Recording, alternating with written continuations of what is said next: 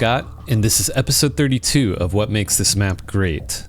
We dive deep into amazing games, analyzing their level design, stunning art, creative combat, as well as uncover their secrets and see just how much they've influenced the gaming world. And in this episode, we're covering the second chapter of Half-Life, Anomalous Materials.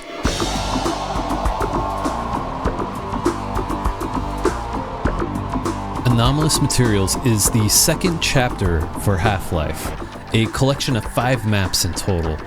And this amazing experience was created by more than one designer: Brett Johnson, John Guthrie, Kelly Bailey, and Mark Laidlaw. You take on the role of Gordon Freeman, MIT graduate with a PhD in theoretical silence, and he's late for work. After a calming and sight-driven experience on the tram leading to here, the security guard and every scientist you meet here all seem to know you're late and usher you to make your way quickly to the test chamber. But don't forget your HEV suit. We get our first glimpse at the staple protective suit that keeps Gordon Freeman alive in all of his adventures. This place is filled with lab rooms and equipment, monitors, computers. We get immersed into the scientific world of Black Mesa with its somewhat believable environments. And the amount of objects and NPCs you can interact with here is incredible. All of this was especially tech forward for 1998. But we'll soon find out that this is no ordinary day at work. The anomalous material paired with the antimass spectrometer leads to unforeseen consequences. So, let's not waste any more time. Let's dive right in.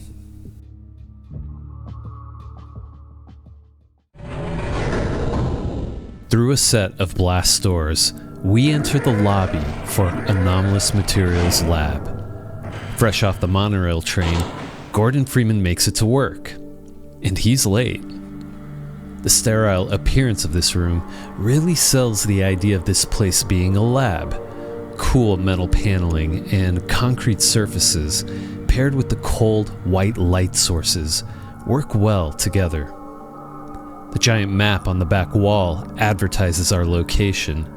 We are deep underground at the Black Mesa Research Facility, specializing in tech, science, military defense, and today, you'll be taking part in an important secret experiment that will drastically change the world. Hey, Mr. Freeman. I had a bunch of messages for you, but we had a system crash about 20 minutes ago, and I'm still trying to find my files. Just one of those days, I guess. They were having some problems down in the test chamber, too, but I think that's all straightened out. They told me to make sure you headed down there as soon as you got into your hazard suit.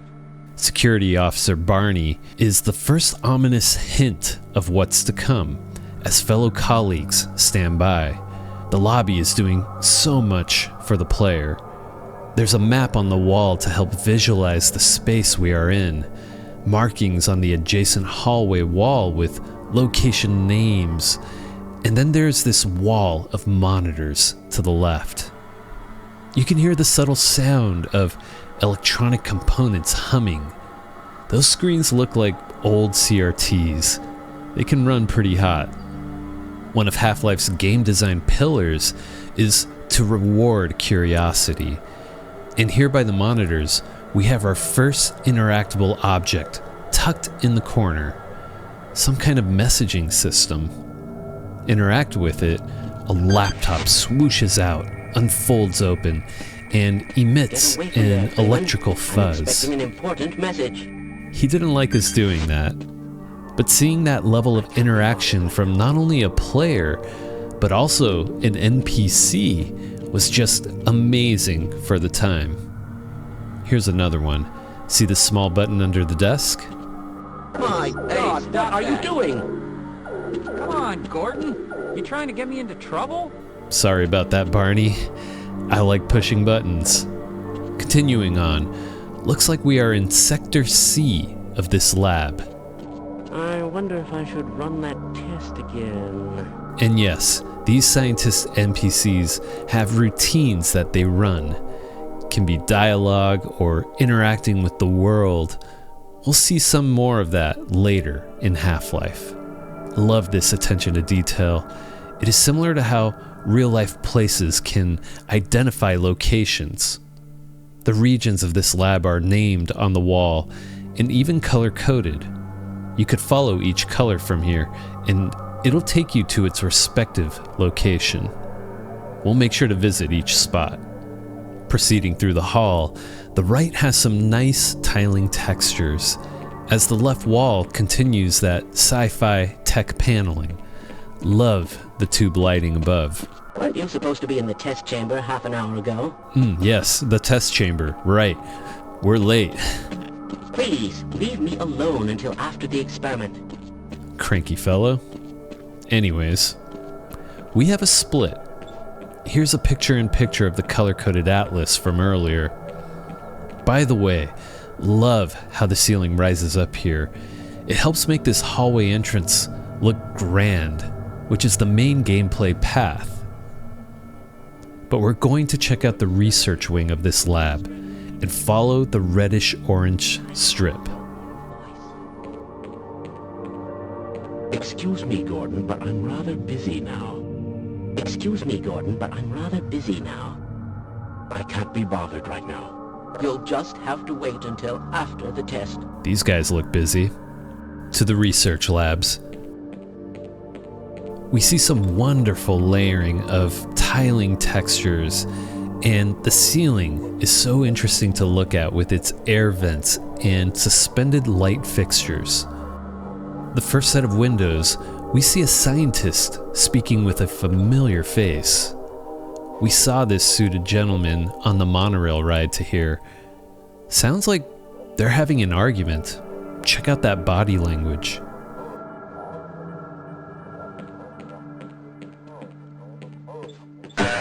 Door's locked. We see another research room, and the door welcomes us in. Hello?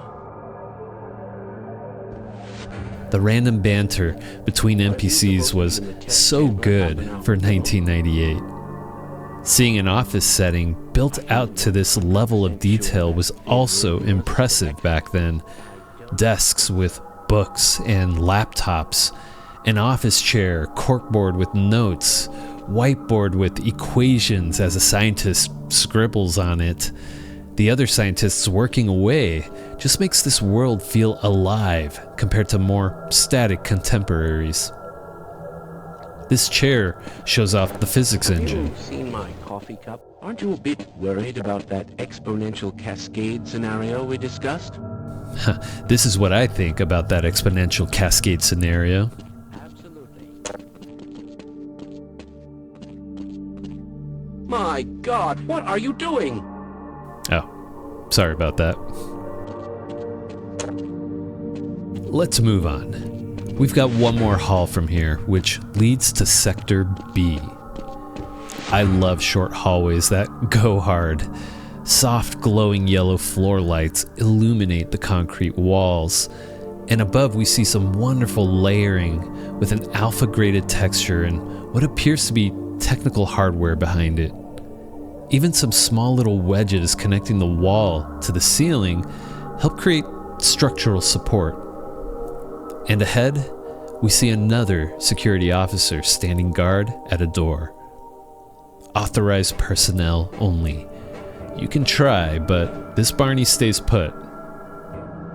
Sorry, sir, I've got to stay at my post. Again, the ceiling height shoots up here, contrasting from the prior two spaces. If you didn't know, Black Mesa facility was built in an abandoned missile bunker, and its construction definitely shows it. We also get our first introduction to an important device here on the wall. Trying to interact with it gives us an error, like a buzz. Well, dead end. Maybe we should make our way back to the main path.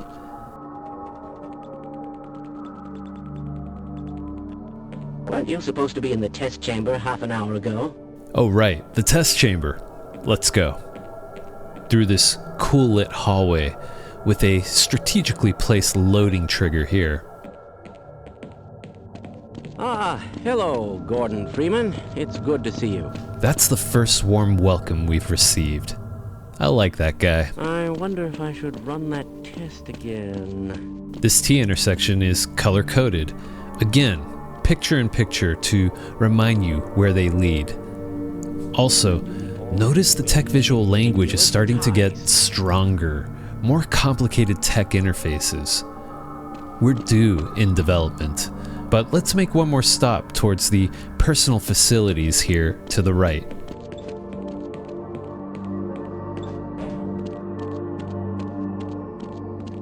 We get a peek at some casual life here in this break room. A nice change from the techie halls. Again, minor details to make this experience come to life. One scientist enjoys some reading at the table, while the other waits for his food to warm up in the microwave, and can't seem to catch a break from the vending machines eating his money. That's odd. The lighting in here contrasts the cold tube lighting with that warm red coming from the soda machine. There's a soft particle coming from this coffee cup. Looks fresh. We have no problems getting soda. As I expected. Seems like he suspected his bad luck. We could really worsen his day. You can interact with the microwave, exploding his lunch. Just have to wait until what are you doing? Test. Oh, maybe it was the other guy's food. The detail of that splatter and the steaming food was not needed, but the map designers added it anyways. Let's continue on. We enter the locker room, and this scientist is having a good day. Why do we all have to wear these ridiculous ties? Except for those ridiculous ties. Each locker is marked with a name, which is part of an Easter egg I'll cover in the trivia section. Warm yellow tiling makes this space unique. There's even a bathroom with its own stalls and a wash sink. Again, small details like the toilet rolls, the air dryer, no smoking sign, just make it feel realistic. You can interact with the air dryer. Unfortunately, no running water. And look, another first aid unit, which still buzzes at us. You can be a creep and see that the stalls are occupied. And yeah, the doors are locked. Freeman's locker gives you a small hint of his personal life. Looks like a diploma, a couple of books, and a baby picture. A couple Easter eggs in here as well, which I'll go over in the trivia section. And a strange battery-like device on the ground. We'll get back to that soon. Finally, this last section of the locker room is the most important. This is where the HEV suits are stored. Hazardous environment suits. I always found it interesting that there's one of 3 left, which means you aren't the only one who wears one of these to work here. And the contrast from the locker room to this corner, again, a return to that high-tech science aesthetic. Excuse me, Gordon, but I'm rather busy now. The panel here is interactable. Pressing the button opens the center HEV enclosure. Let's suit up for work. Welcome to the HEV Mark IV protective system for use in hazardous environment conditions. High impact reactive armor activated. Atmospheric contaminant sensors activated. Vital sign monitoring activated. Automatic medical systems engaged. Defensive weapon selection system activated. Munition level monitoring activated. Communications interface online. Have a very safe day. Hey, everyone's got their pump-up jam before entering work. Systems are all online. HUD is visible. We even have a working flashlight, which casts a dynamic light cone wherever we point it. Remember that battery in our locker room? It adds to our power system, which is our armor stack, a gameplay lesson here for first-timers. And we can now interface with first aid stations while wearing our suit.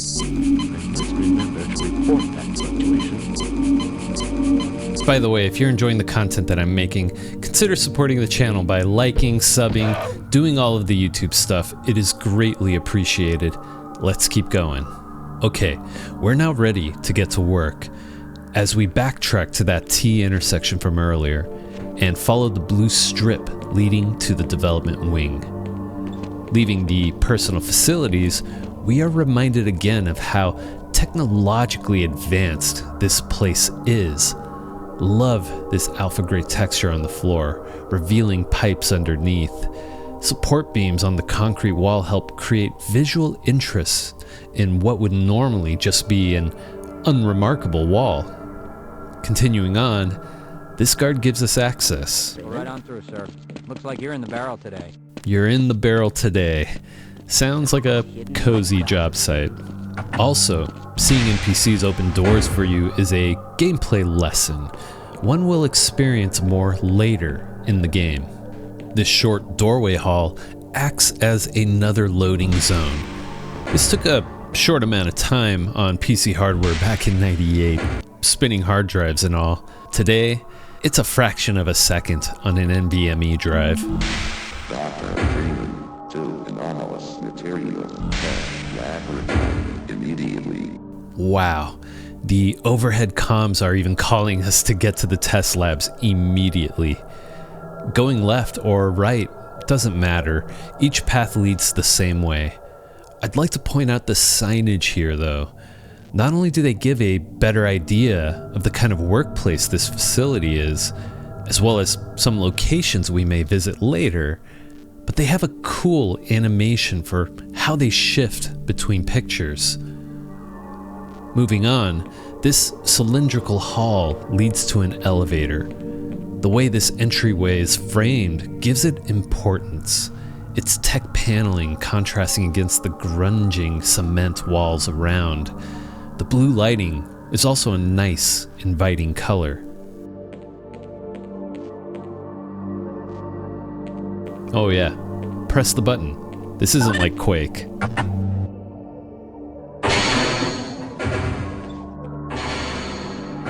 You know what? Gordon is feeling athletic. Let's take the ladder down. A neat demonstration that you're given some agency in what is generally a linear experience with Half-Life.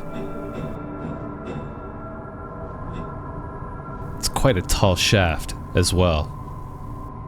Proceeding through the double doors, and we've entered the development labs. Things look a bit more industrial here. Exposed piping and venting along the walls, and these two scientists are just standing around. Clearly working? Seems like a lot of energy is moving through these pipes. This generator device is putting out some electrical currents. Also, paying attention to the scientists and even the overhead comms gives us subtle hints of what's to come. Any ideas on the origin of that new sample? Of course. Continuing through these double doors, we get another color-coded atlas. Well, we're needed at the test labs, so let's keep going. This hallway is the ionization chamber, and it has a sleek design with its curved, soft turn and beveled corners. Giant computer stations with readouts along one side, while piping on the right cautions us of contained lasers. Moving through, another guard stands his post. These doors look much more constructed and heavy duty compared to the sliding glass doors. They protect a deep secret laboratory.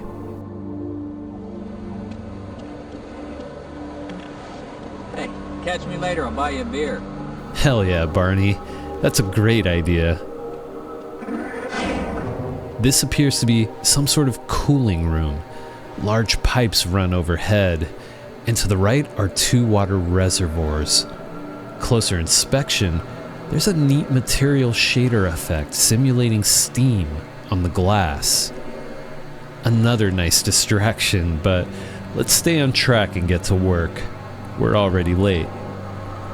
This short hallway alternates the lighting from the sterile white to a cool blue color, inviting us forward. Short loading transition here as well. We enter the control room.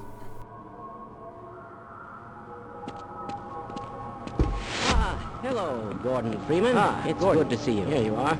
We just sent the sample down to the test chamber. We've boosted the antimass spectrometer to 105%. Bit of a gamble, but we need the extra resolution. The administrator is very concerned that we get a conclusive analysis of today's sample. I gather they went to some lengths to get it. They're waiting for you, Gordon, in the test chamber. This is what's great about Half-Life. It never takes control from you for a cutscene or a cinematic. This scientist opens the door for us. But let's check this small room out quick. Love the angled geometry used along the wall here, with its overhead graph displays. And while the texture detail is low and simple, it did a lot to communicate complex technology.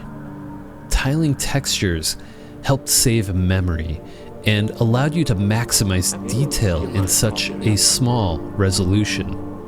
The green lighting here is also different. I think it's foreshadowing tone of something being eerie and off-putting. And this viewing window, with its blast door design, gives you a view of the barrel we'll be working out of, as well as the antimass spectrometer. It's massive.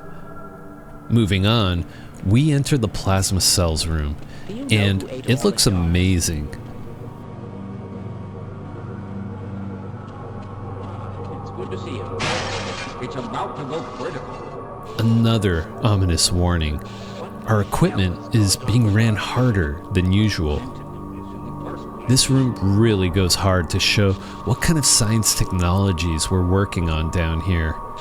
These plasma cells seem to be an advanced source of energy powering the antimass spectrometer. Listening in, you can hear a high-pitched droning sound that fills the space that is a bit uncomfortable.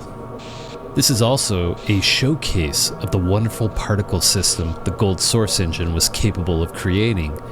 Such fine details, hyperactive lines bouncing about with a soft glow in the middle. Let's press forward.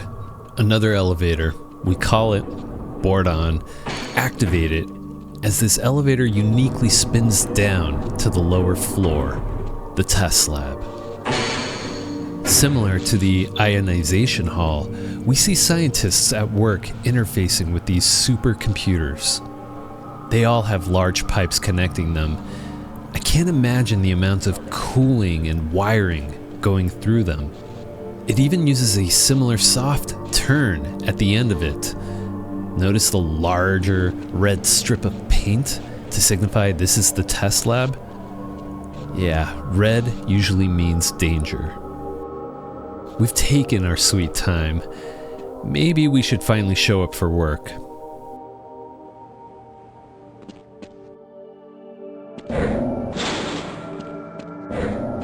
I'm afraid we'll be deviating a bit from standard analysis procedures today, Gordon. Yes, but with good reason. This is a rare opportunity for us. This is the purest sample we've seen yet. And potentially the most unstable. Now, if you follow standard insertion procedures, everything will be fine. I don't know how you can say that, although I will admit that the possibility of a resonance cascade scenario is extremely unlikely. Gordon doesn't need to hear all this. He's a highly trained professional. We've assured the administrator that nothing will go wrong. Ah, yes, you're right. Gordon, we have complete confidence in you. Well, go ahead. Let's let him in now.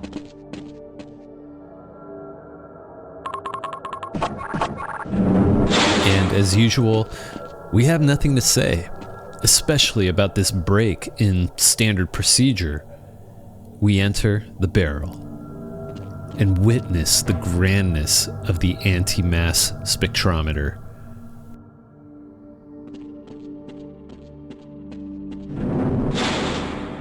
Blast door shut. Testing. Everything seems to be in order. All right, Gordon. Your suit should keep you comfortable through all this. The specimen will be delivered to you in a few moments. If you would be so good as to climb up and start the rotors, we can bring the antimass spectrometer to 80% and hold it there until the carrier arrives. We get instructions to press some buttons, something we're really good at doing as Gordon Freeman.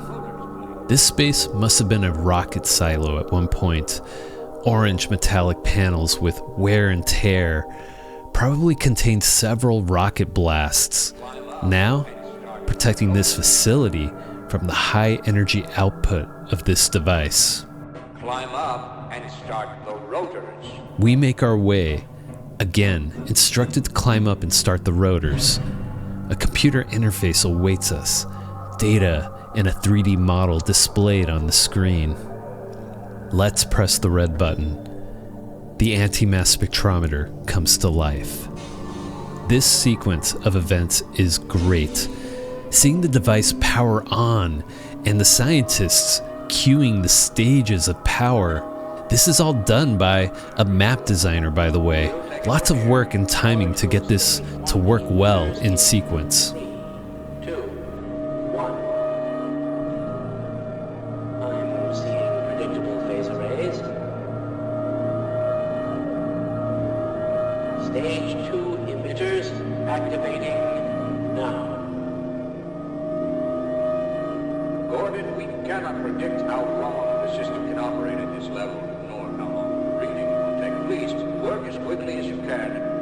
It's probably not a problem. Probably, but I'm showing a small discrepancy. Well, no, it's well within acceptable. I've just been informed that the sample is ready, Gordon. It should be coming up to you any moment now. Look to the delivery system for your specimen. The specimen arrives, the anomalous material, and we're tasked at inserting this sample into the antimass spectrometer. Standard insertion for a non-standard specimen. Go ahead, Gordon. Slot the carrier into the analysis port. Standard insertion for a non-standard specimen. Before we do this, look at these amazing particle effects. We were used to only experiencing puffs of blood or smoke. Nothing like this. Gordon, we cannot predict how long the system can operate at this level, nor how long the reading will take. Please work as quickly as you can. Well, let's do our job. Gordon, get away from the Shutting down. No. Attempt to shut down. It's not shutting down. It's not.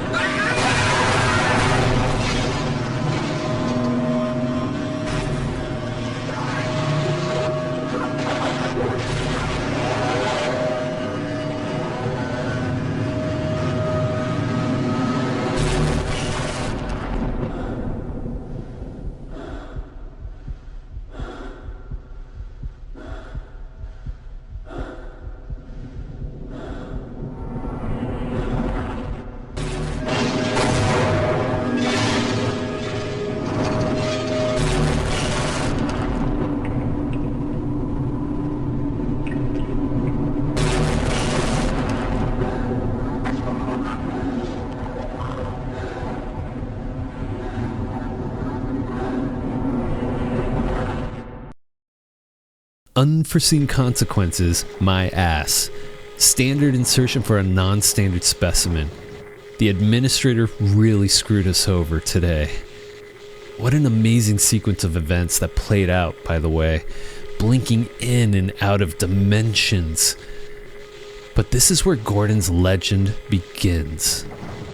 The facility is demolished. and we need to get out of here and survive. We'll make sure to cover this next chapter of Half-Life in a future episode.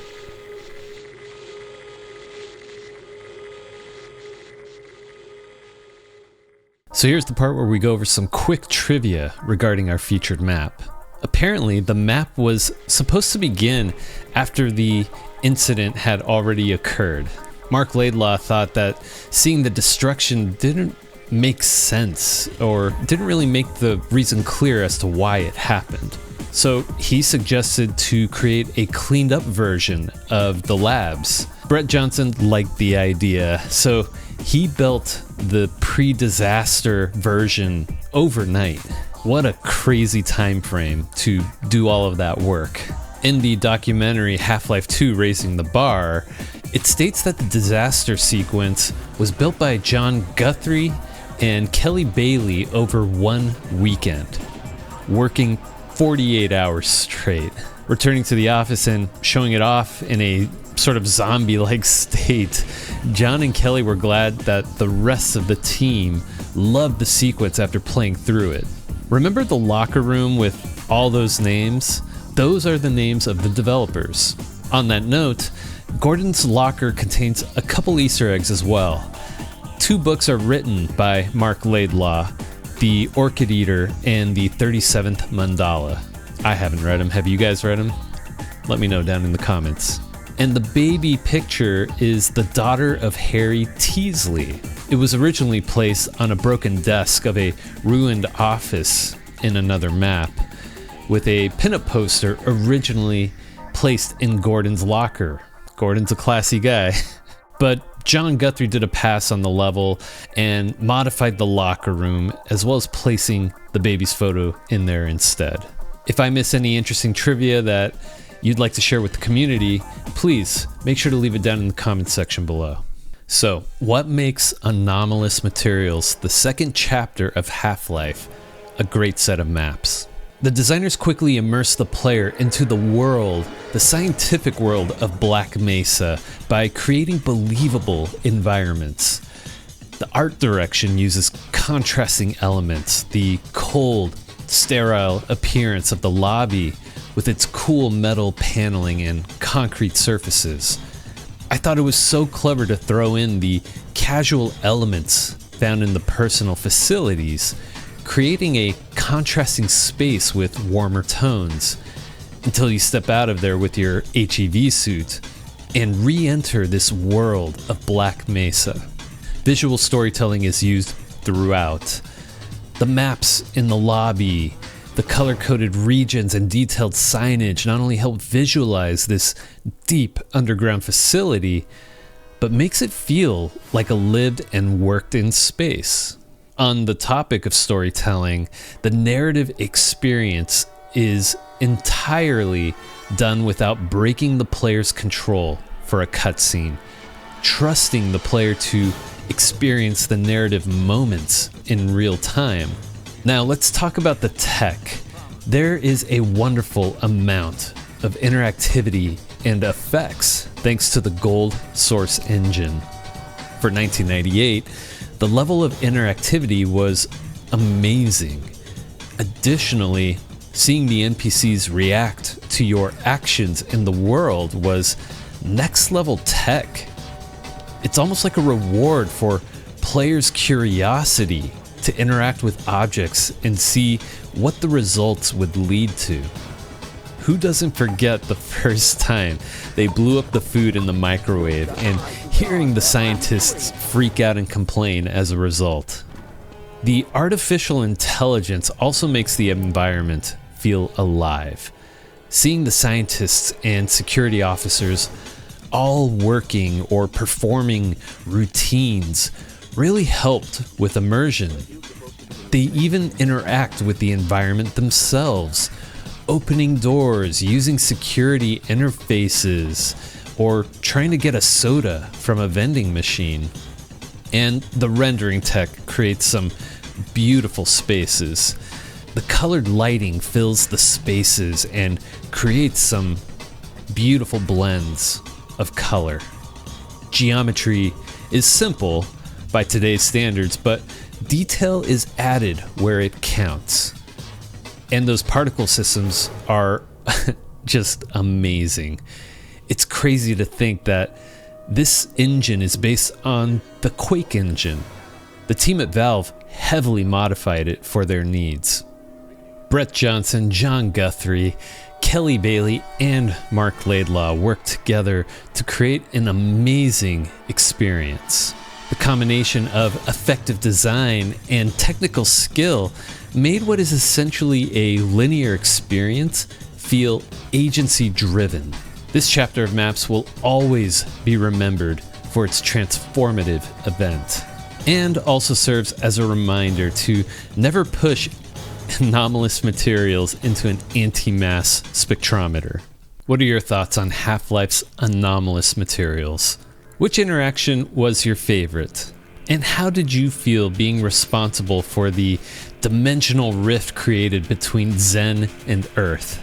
Let me know down in the comments. I'd love to hear your stories. If you have a question you'd like featured in my Q&A series, leave a comment down below with the tag Frags and Coffee, and you may be featured. Special shout out to Goat Commando 854 for the super thanks that I got last week. It was my first one ever, so just wanted to say thank you. It's greatly appreciated. If you'd like a special shout out as well, consider supporting my work by providing a super thanks. Check out my membership tiers for cool perks like early access to my videos, priority responses to your comments, and special roles in my Discord server, which is linked down in the description of this video. Enjoyed the video? Hit that like button, share it with friends, and subscribe for more great gaming content. And if you're looking for more, check out this recommended video right here. Thanks for watching. I'll catch you in the next one.